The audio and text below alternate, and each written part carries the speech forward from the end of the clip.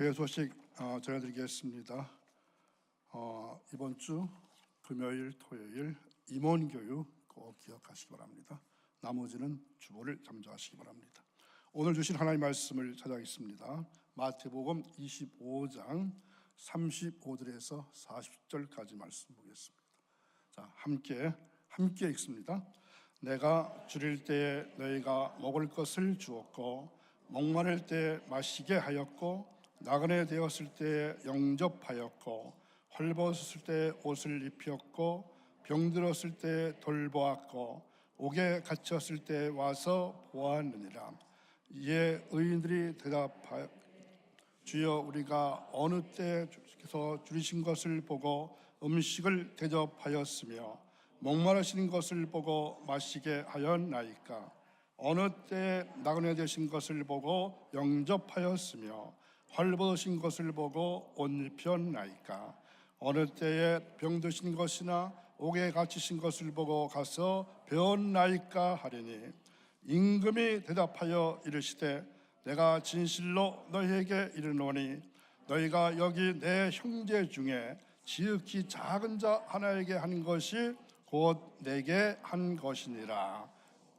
아멘. 이제 1선교회 2선교회 나오셔서 찬양하시겠습니다.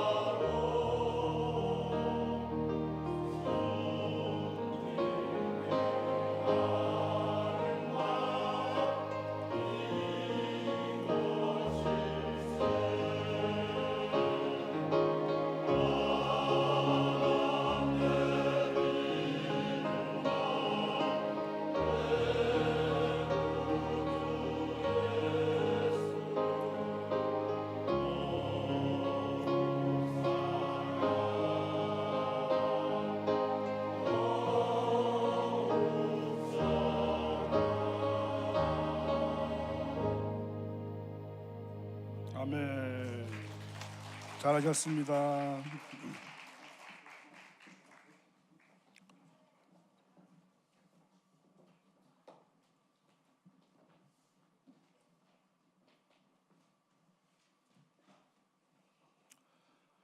제가 오후 예배 참여한 중에서 오늘 제일 많이 오신 것 같습니다. 잘 오셨습니다. 여러분이 보시기에 목사가 하는 일이 꽤 많죠. 근데 그 중에서 제가 생각할 때는 어떤 일이 제일 중요하냐 하면은 여러분들이 이 세상에서 신앙생활하는 동안에 상급 쌓는 일을 도와주는 것이 가장 중요한 일이다. 저는 그렇게 생각합니다. 동의하실까요?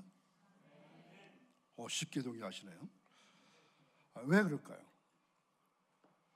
천국에 여러분이 가실 때 무엇 가지고 가시나요? 무엇 가지고 가시나요? 믿음 가지고? 믿음이 분량이 있어요? 제가 표현할 때는 천적인 요소로 바뀐 것만 가지고 하늘나라에 간다, 이렇게 생각합니다. 그럼 천적인 요소는 뭐죠? 예배하는 일, 전도하는 일, 성경 보는 일, 그렇죠? 그리고 찬양하는 일.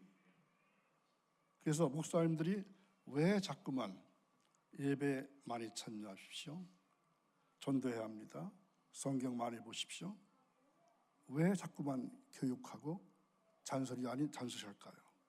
바로 여러분들에게 상급을 쌓을 수 있는 그런 기회를 드리기 때문입니다. 그런데 분명히 아셔야 할 것은 상급의 차이가 있을까요, 없을까요? 있죠. 분명히 있습니다. 그렇다면 내가 예수를 믿어서 구원받는 일까지는 누구나 다 동일합니다. 자, 믿지 않는 사람에게 예수 믿으십시오, 예수는 우리 구원자 되십니다. 그래서 그분이 받아들였어요. 거기까지는 다 동일해요. 그런데 상급은 다 다릅니다. 근데 그 상급이 언제부터 쌓여지는 거죠?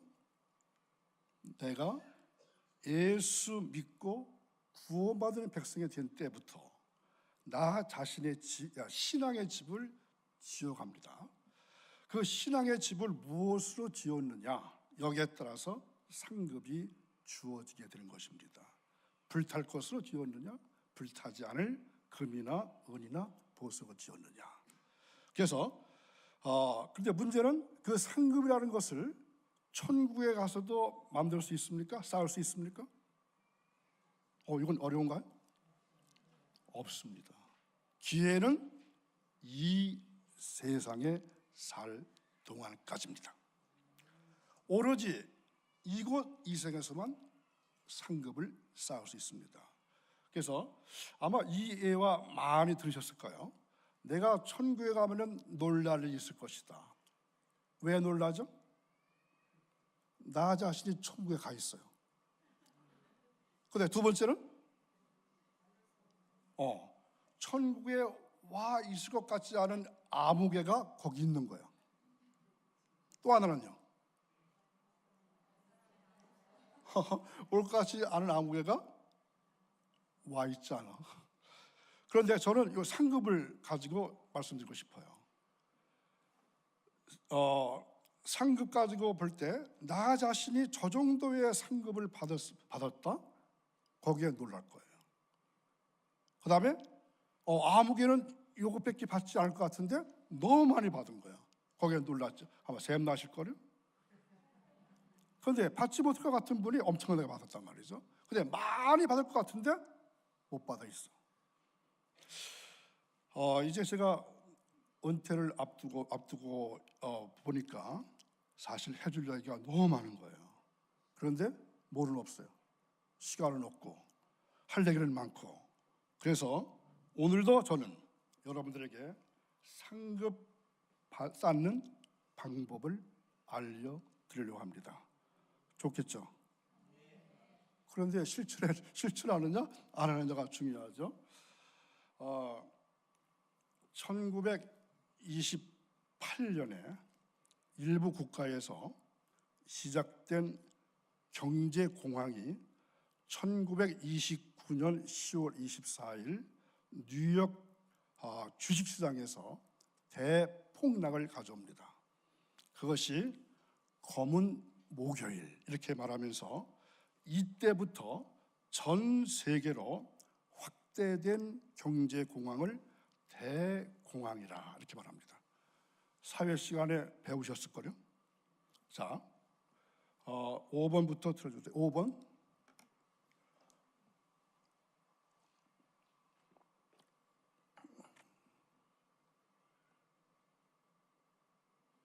하나 더요. 네. 저 그림을 보면은 지금은 29년이라고 했죠.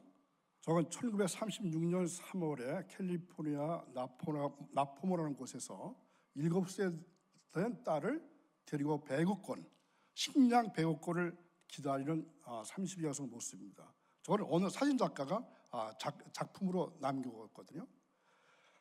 자, 생각해 보십시오. 지금부터 7, 80년 전의 미국의 모습입니다.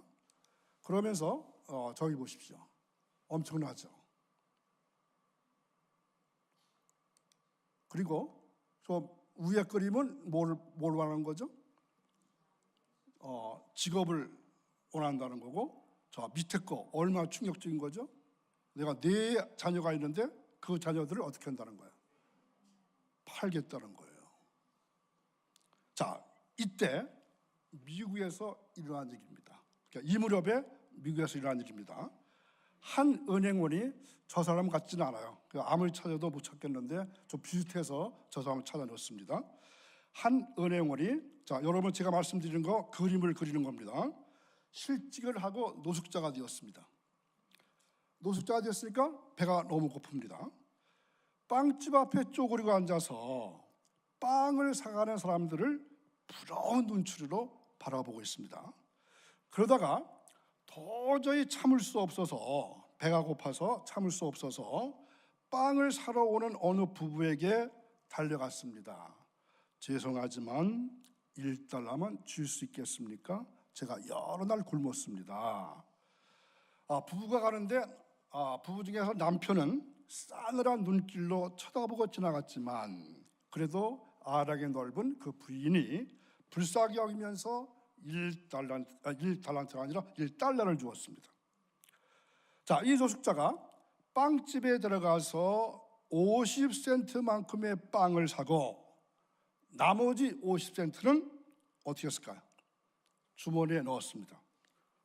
그리고 빵을 먹고 있는데 한 노인이 그를 바라보는 것이었습니다. 어떤 모습으로? 조금 전에 내 모습으로. 그런 양심의 가책을 느껴서 주머니에 50센트를 그 노인에게 주었습니다. 노인 역시 빵을 샀어요. 그러나 노인은 그와는 달랐습니다. 그는 빵을 떼어서 신문을 팔고 있는 어린 아이에게 주었습니다. 그 아이는 받은 빵을 또 떼어서 길 잃은 강아지에게 주었습니다. 자, 이 모든 광경을 바라보던 실직 은행원이 감동을 받게 됩니다. 거기 있는 사람 모두가 어떤 사람들이죠? 다 가난한 사람들입니다. 다 똑같은 상황에 있습니다. 그러나 사는 방식이 다르다는 것을 생각했습니다. 부끄러움을 느낀 그는 자신도 무엇인가를 해야 되겠다 이렇게 생각하다가 길 잃은 강아지라도 집을 찾아주자.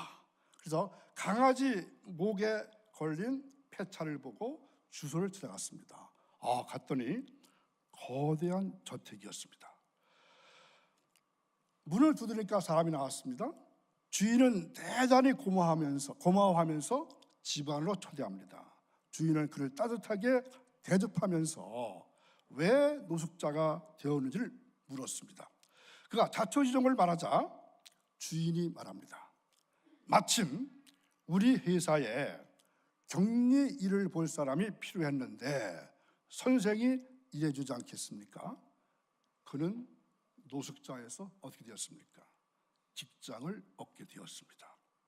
그는 노숙자였습니다. 가난했습니다. 이것이 그의 상황입니다. 그러나 그 상황이 변했어요. 이제 어엿한 직장이 된 것입니다. 그 상황이 변하기 전에 그가 먼저 변했습니다. 자기밖에 모르던 그가 50센트를 나눠주는 사람이 되었고 길 잃은 강아지의 집을 찾아주는 사람이 된 것입니다. 그러므로 우리는 질문을 바꿔야 합니다. 8번이요.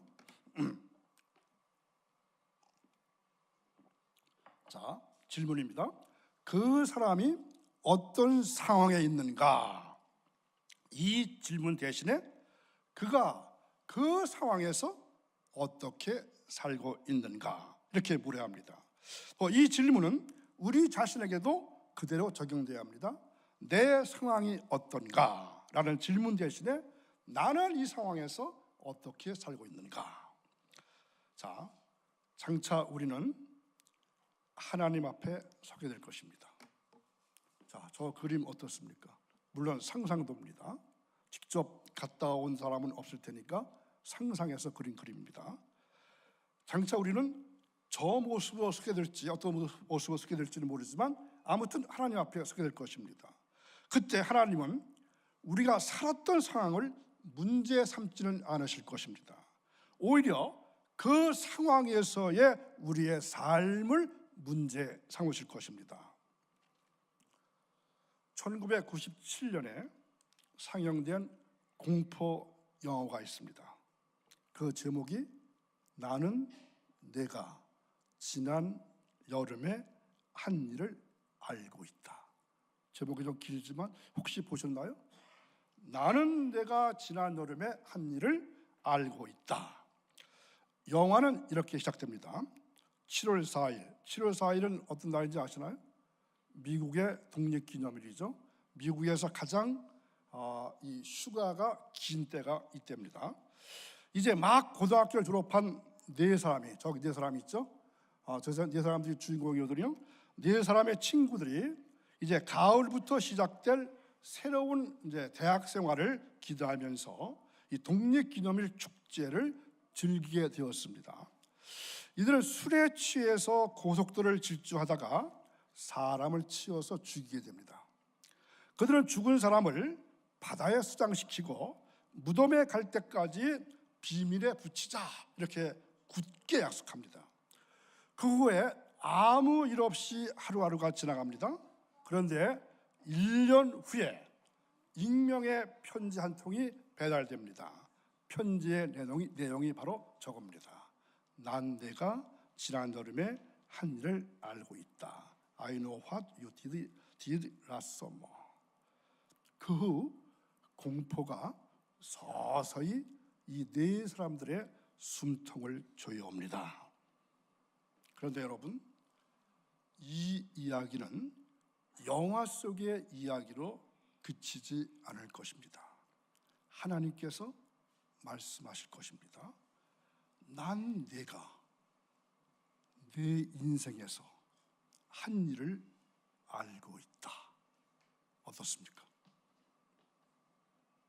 그 무릎에 어떻게 대답하시겠습니까? 사람은 책임을 느끼고 책임을 이행하기 위해서 몸부림치고 그 책임을 이기게 될 때 비로소 사람답게 됩니다. 11번.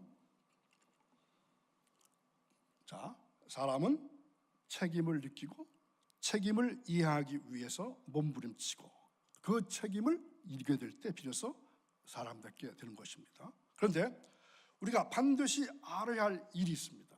그것은 부모나 배우자나 자식에게 책임을 지는 존재이기 이전에 우리는 하나님 아버지 앞에서 책임적인 존재로 살고 있다는 것입니다. 우리 생명은 하나님부터 왔습니다. 그 생명에 대한 책임이 우리에게 있습니다. 하나님께서는 우리에게 이 책임을 물으실 것입니다. 그것이 바로 뭐라고요? 심판. 근데 이 심판을 잘 생각하셔야 돼요. 이 심판은 어떤 심판일까요? 서두에 말씀드린 상급 심판입니다. 그러니까 지옥 갈, 천당 갈 그러한 심판이 아니라 상급을, 어떤 상급을 받느냐, 그 상급 심판입니다. 자, 마태복음 25장에는 세 가지 비유가 나옵니다. 첫째 비유가 뭘까요? 10명의 처녀 비유. 둘째 비유, 달란트 비유. 셋째, 오늘 우리가 읽은 양과 염소의 비유입니다. 이 세 비유의 공통점은 뭘까요? 심판입니다. 이 10처녀 중에서 5명은 지혜로운 처녀로서 천국의 혼인잔치에 들어가고 다른 5은 탈락합니다. 이 달란트 비유에서 달란트를 남긴 착하고 충성된 종들은 주인의 칭찬을 받지만 악하고 게으른 종은 어떻게 되죠? 쫓겨납니다. 오늘 본문도 마찬가지입니다. 본문에는 양 같은 사람 그리고 염소 같은 사람, 두 종류의 사람이 나오죠. 장차 주님께서 오셔서 왕처럼 사람들을 두 종류로 나누어 심판하실 것입니다. 자, 그 중에서 양 같은 사람들은 거의 함께 읽겠습니다. 복받을 자들이요.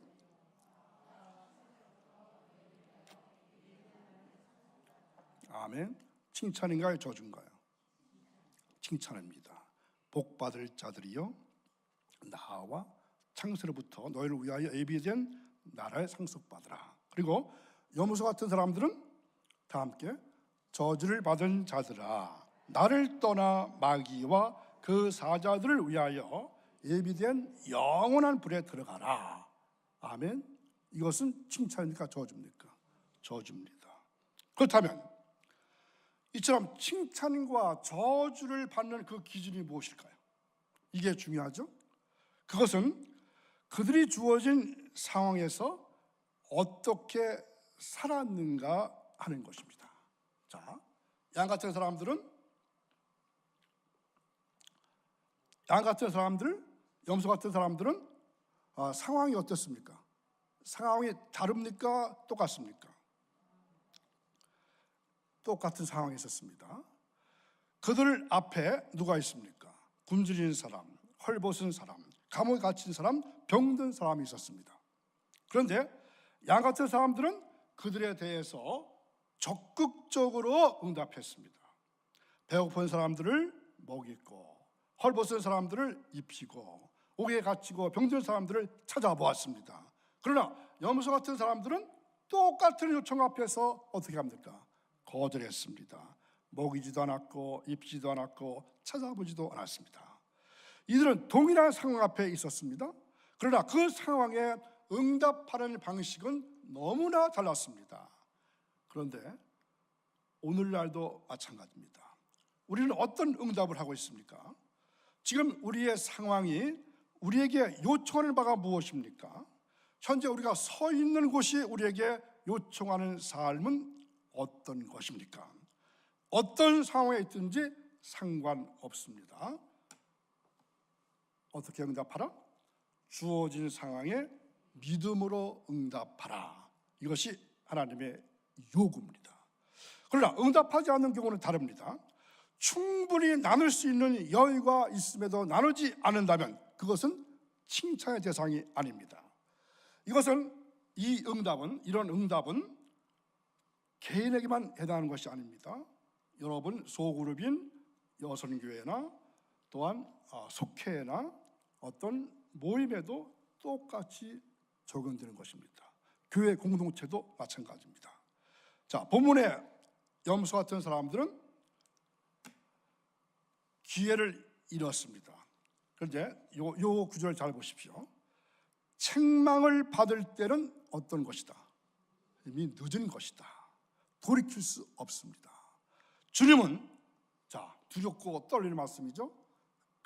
그때 거기 내가 있지 않았느냐. 그 사람이 굶주릴 때, 그 사람이 헐벗을 때 거기 내가 있지 않았느냐? 안 계셨었나요? 그때 아무리 변명해도 소용이 없습니다. 그때 거기서 주님이 원하시는 일을 하지 못한 변명을 한다 할지라도 소용이 없습니다. 주님은 말씀하십니다. 자, 함께 읽습니다. 난 내가 그때 거기서 한 일을 알고 있다. 그가 굶주릴 때 그에게 무슨 일을 했는지 난 알고 있다. 그가 헐벗으실 때 그가 주어야 할 것으로 내가 무슨 일을 벌였는지 난 알고 있다. 어떻습니까? 그리고 본문에는 두 때가 나옵니다. 하나는 31절에 있는 것처럼 인자가 자기 영광으로 올 때, 그때는 어떤 때? 심판의 때, 종말의 때입니다. 다시는 기회가 오지 않는 없을 때입니다. 또 다른 하나는 헐벗고 굶주린 사람이 내 옆에 있을 때, 아직은 이때는 어떤가 기회가 있을 때입니다. 아직은 내가 무언가를 할 수 있을 때입니다. 내가 믿음으로 응답하기를 주님께서 기다리고 계실 때입니다. 언제요? 바로 지금입니다. 지금 이때를 잘 사용하는 사람은 주님께서 오실 미래의 그때를 두렵지 않게 맞이할 수 있을 것입니다. 그러나 지금 이때를 제대로 사용하지 않으면 다가오는 때가 두렵게 느껴질 것입니다. 이 모든 주어진 상황에서 우리 모두 아름답게 응답하시기를 저는 간절히 기원합니다. 주어진 상황에 적극적으로 응답하면 하나님은 그 상황도 바꾸어 주십니다. 2달란트 받은 사람은 5달란트 받은 사람에 비해서 상황이 좋진 않았습니다. 그러나 그 상황에서 믿음으로 충성을 다했을 때 그는 주인의 칭찬을 받게 됩니다. 적은 일에 충성하는 사람에게 큰 것으로 맡겨주십니다. 우리가 그의 나라와 그의 의를 구하라, 이러한 말씀을 많이 들었죠. 그걸 어떻게 하는 겁니까? 보통 사람들은 상황을 바꾸려고 노력합니다. 그런데 상황을 바꾸려고 애쓰지 마십시오. 그 대신에 주신 일에 충성하십시오. 이것이 바로 그의 나라와 그의 의를 구하는 삶입니다. 상황을 바꾸는 것은 그 다음에 따라오는 자연스러운 결과입니다. 그러면 하나님께서는 이 모든 것을 더하여 주실 것입니다. 그리고 장차 주님의 보좌 앞에 설 때 우리 모두 다 영광의 멸관을 쓰게 되기를 기원합니다. 자, 이건 제가 미국에서 사역하던 장소입니다. 자, 그림 3번째입니다. 2번째 그림까지 잘 그리셨죠? 3번째 그림입니다. 어느 날이었습니다. 저 그림은 요즘 겨울철 그림이 아닙니다. 좀 다른 그림인데요. 지금처럼 제가 있던 곳은 지금처럼 이렇게 영하 3도, 영하 10도 이렇게 내려가는 것이 아니라 0도 정도 내려갈 때가 한 1년에 3번 정도, 3, 4번 정도밖에 안 되는 곳이거든요. 그런데 굉장히 춥습니다. 어느 날이었습니다. 아이 추워요. 배도 고프고요. 아직 문 열 시간이 아닌데 이런 소리가 들려왔습니다. 한국말이 아니라 영어로 들려왔습니다. 저는 더 땀는 손을 멈추고 문 쪽을 바라보았습니다. 추위에 떠는 남루한 차림의 홈리스 한 사람이 닫혀있는 문 앞에 서 있습니다. 저는 준비된 도넛과 커피 한 잔을 그분에게 전달해 드렸습니다. 그리고 그랬더니 한 줄 더 떠서 손이 시렵다는 겁니다. 그때 저는 끼고 있었던 장갑을 벗어주었습니다. 그때 아주 환하게 웃으시는 예수님의 얼굴이 그분의 얼굴에 오버랩되는 장면을 볼 수 있었습니다. 아주 잘했다는 예수님의 모습이었습니다. 저의 마음이 얼마나 뜨거워졌는데요. 그리고 감사의 기도가 흘러나왔습니다. 저의 선교 현장 10년 동안에 이런 일이 몇 번쯤 있었습니다. 오늘 본문에서 주님은 뭐라고 말씀하십니까? 비록 우리가 직접적으로 주님께 음식을 대접해 드리고 직접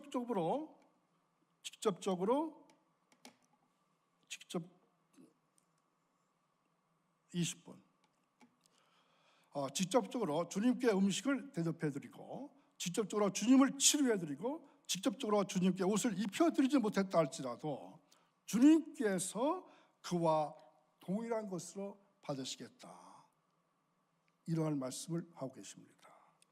여기에서 신앙적인 비약이 있습니다. 무엇을 누구에게 한 것을 말하는 걸까요? 가장 작은 자 하나에게 한 것이 힘없고 가난한 그 누구에게 친절과 사랑을 베풀었다면 그것이 바로 주님께 해드린 것과 똑같다라고 인정하시겠다는 겁니다. 아멘.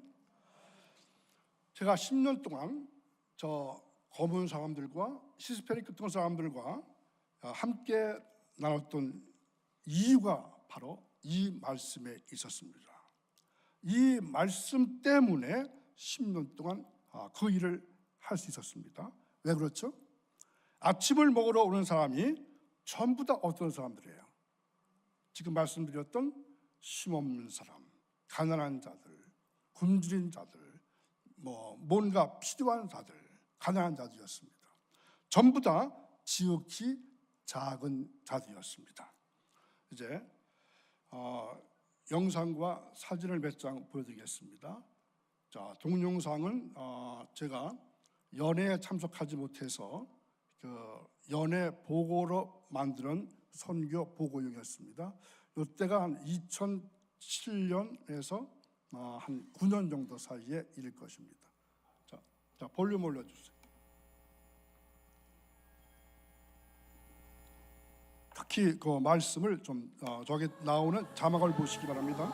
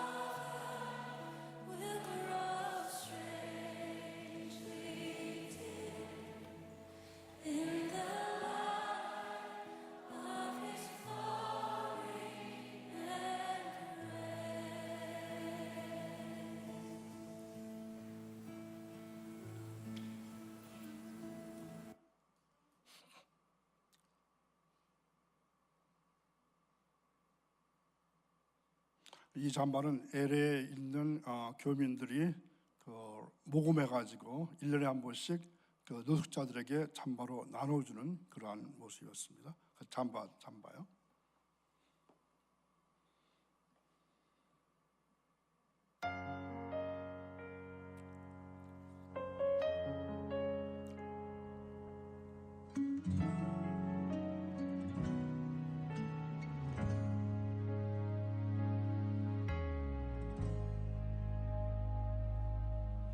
하늘의 영광은 다 버리고 나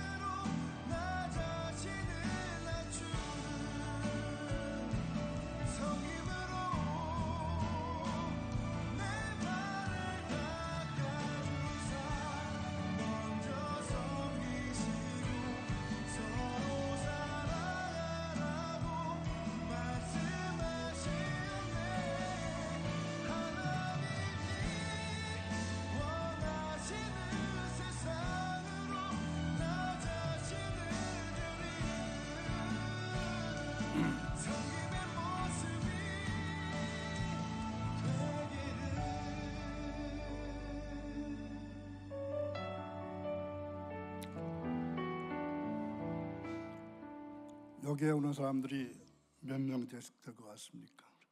150명에서 200명 매일 같이입니다.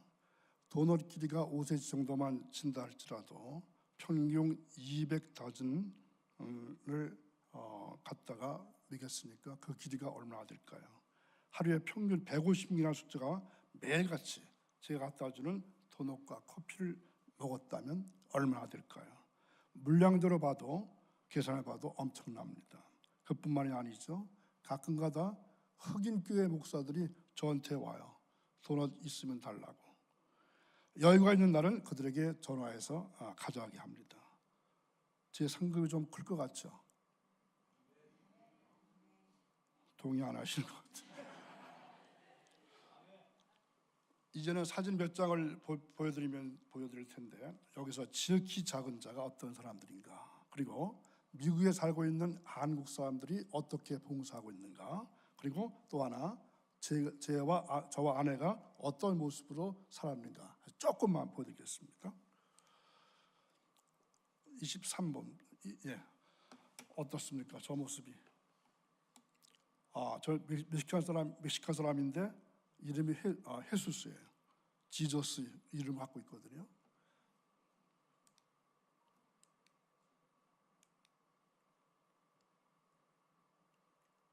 안 넘어가요. 그 다음 24번. 네, 요건 이제 크리스피 크림 도넛 가게죠. 한국에도 많이 들어와 있는데 저기까지 안 들어 있고 어디서 만들어 가지고 배달해 놓은 것 같더라고요. 이거는 도넛 가게 물류 창고인데 물류 창고를 오픈해 가지고 이렇게 가져게 하는 것은 그렇게 쉬운 일은 아니죠. 그래서 한 트랙에 한 40다전 되거든요. 요게 한 개 꽉 차면 40다전 정도 되고 저렇게 담는 게 쉽지가 않아요. 저기 한 30다전 정도가 들어갑니다. 저 박스에. 그래서 이렇게 담은 것을 이렇게 들고 차에 싣게 되죠. 뒤에 박스가 담겨 있는데요. 100다전이 넘죠. 그리고 저거는 이제 후배 목사들이 와서 도와주는 모습이고요. 요거는 그 도넛을 나누기 전에 자체적으로 기도에 갖는 모습입니다. 근데 이렇게 바깥에서 안 들어온 사람들이 있어요. 그거 안 하려고, 그 기도에 5분, 10분 안 하려고 바깥에서 놀고 있습니다. 이것은 이제 준비 완료된 것입니다. 기도회 끝난 다음에 이제 줄을 서게 하고 저렇게 하나씩 주죠. 이 모습이 어떤 모습인지 아시나요? 이발하는 모습이거든요. 세 분, 네 분이 이제 오시는데 미용사는 한 분이고 나머지 분들은 돕는 분들이에요. 그러니까 여러분들이 단기 선교 갈 때 미용사 되시는 분들이 참 좋겠더라고요.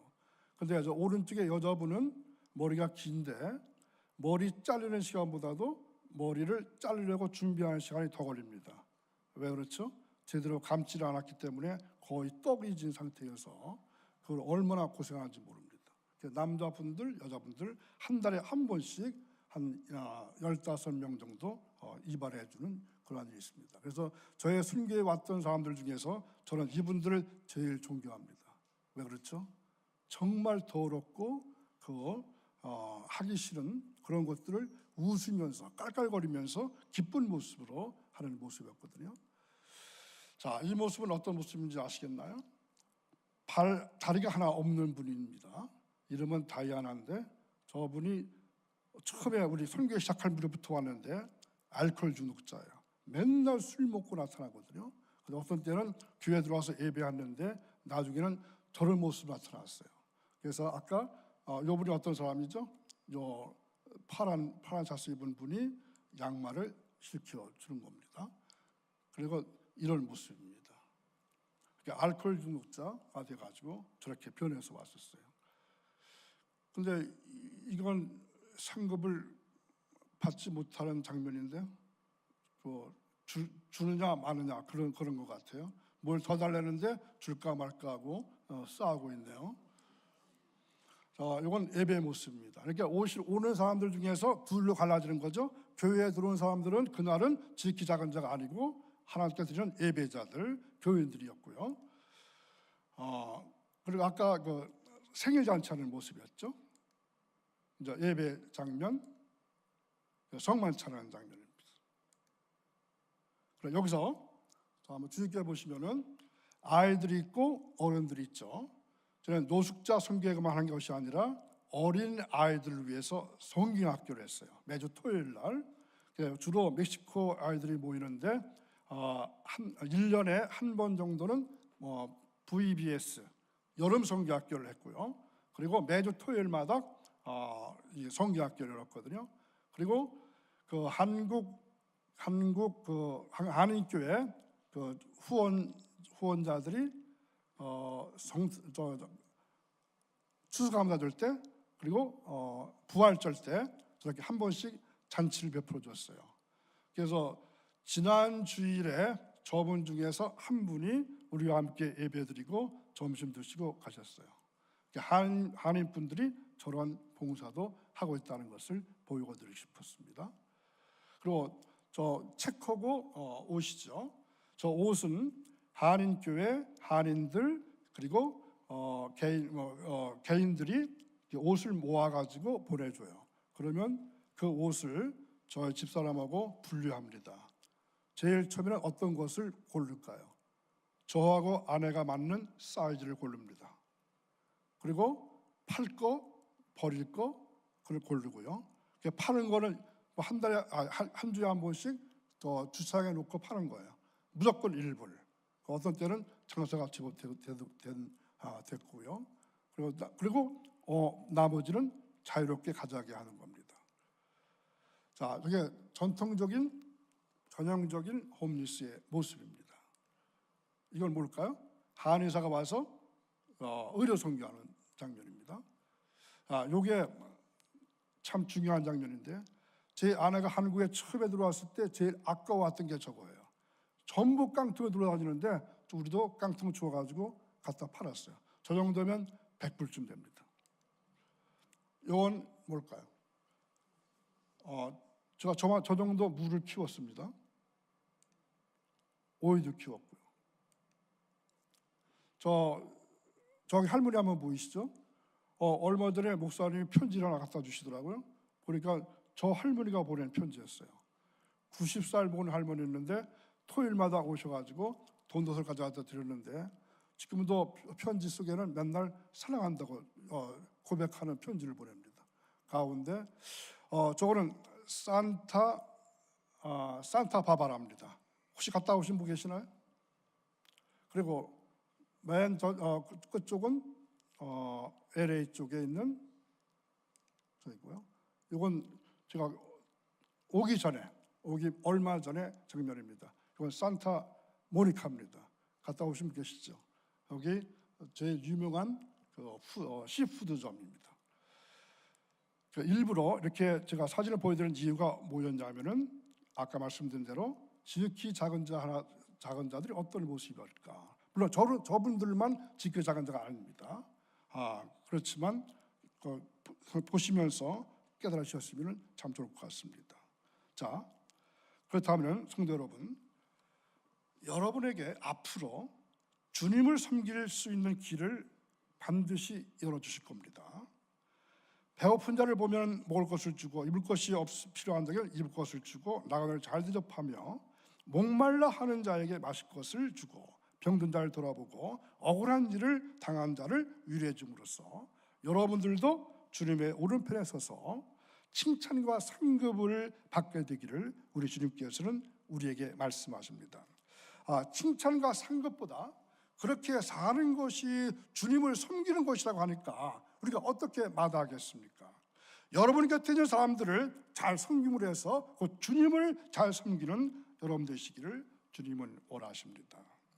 오늘도 딴 곳에 있지 않으시고 생명을 걸고 말씀드리신 여러분, 우리 모두에게는 50번 언젠가 최후의 심판이 이를 것입니다.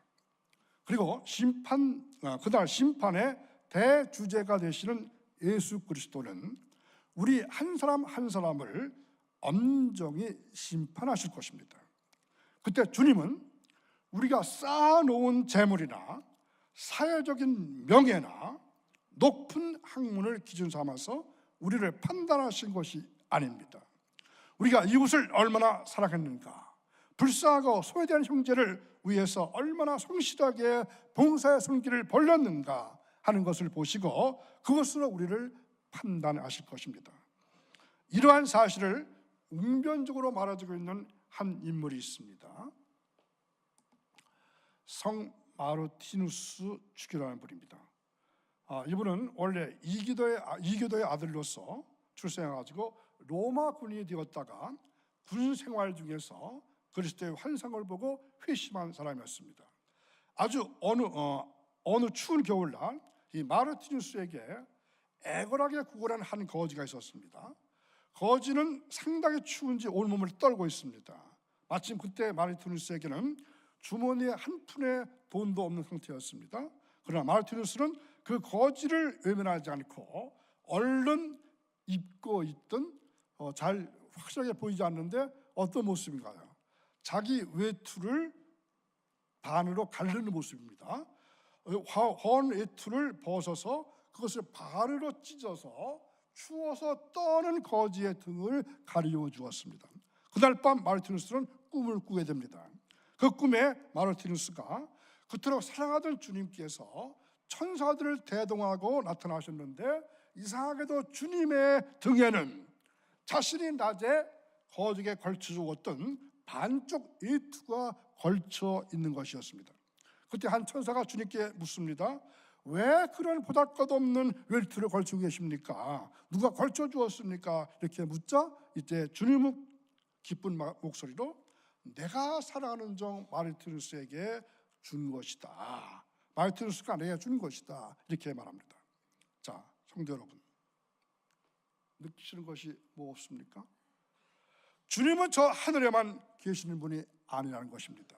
주님은 지금 이 땅에 가난하고 병들고 소외된 이들, 그들의 한숨과 고통과 눈물 속에 임재해 계십니다. 주님은 이 땅에 그늘진 곳, 가난한 곳, 소위에 눈물 젖은 곳에 지금도 인카네이션, 성육신하고 계십니다. 그러므로 신앙은 가난하고 소외된 이들 속에 예수님께서 임재해 계신다는 걸 깨닫고 그들을 섬기는 일이 바로 신앙입니다.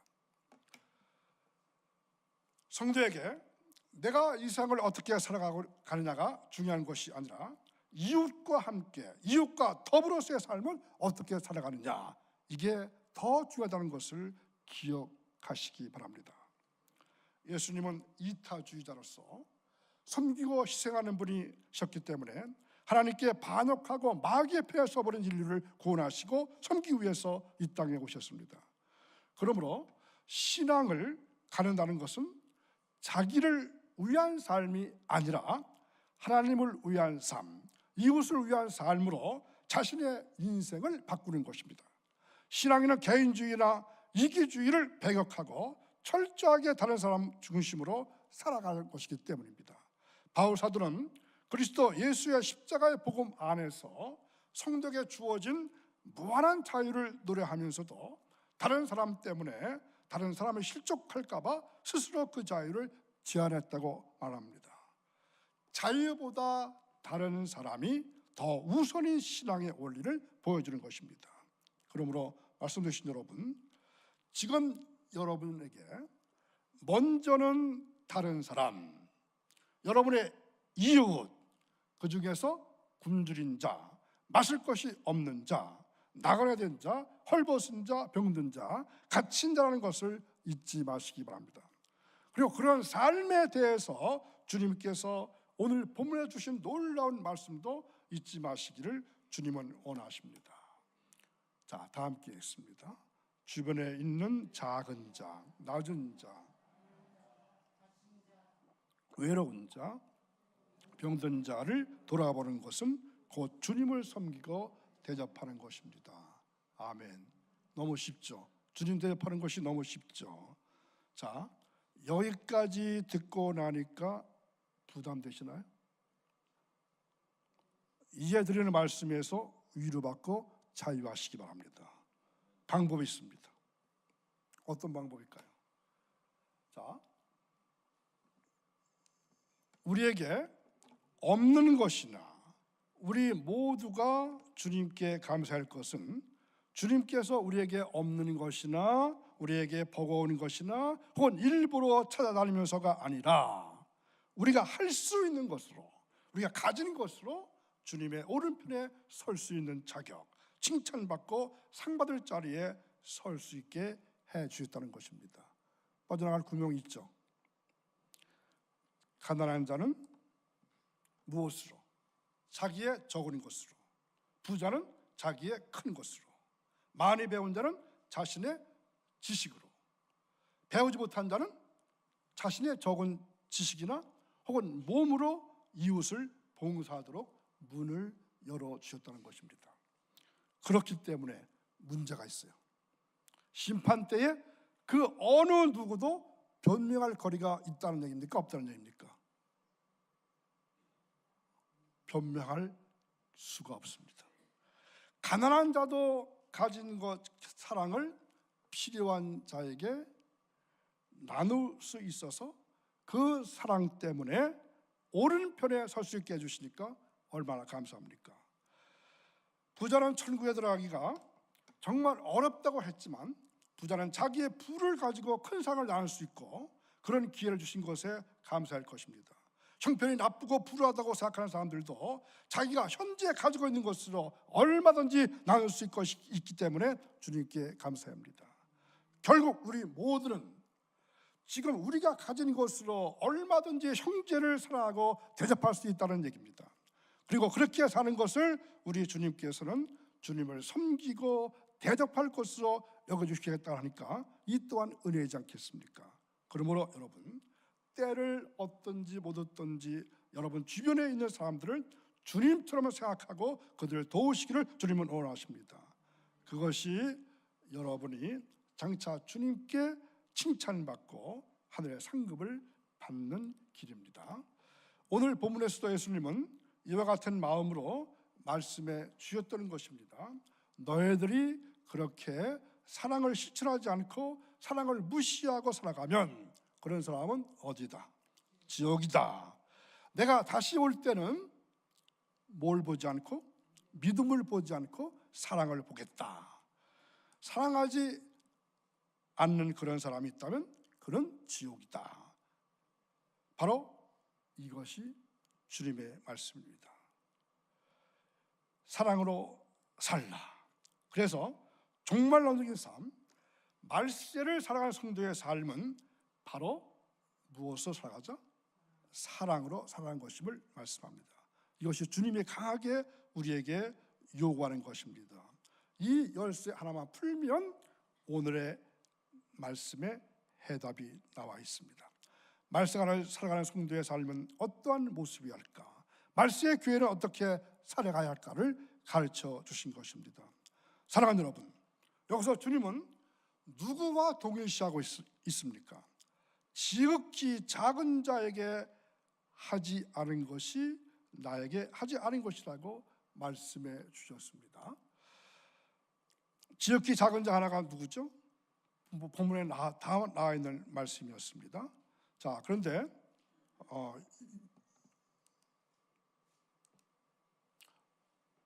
이걸 잘 보십시오. 63번.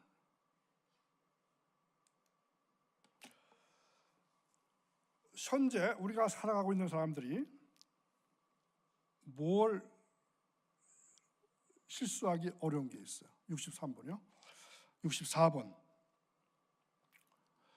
오늘날 예수 믿는 기성신자들이 실수하기 쉬운 것이 있습니다.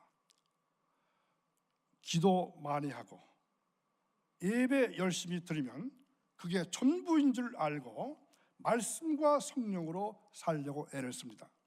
물론 이거 중요합니다. 그러나 오늘 본문의 말씀을 보니까 그게 전부가 아닙니다.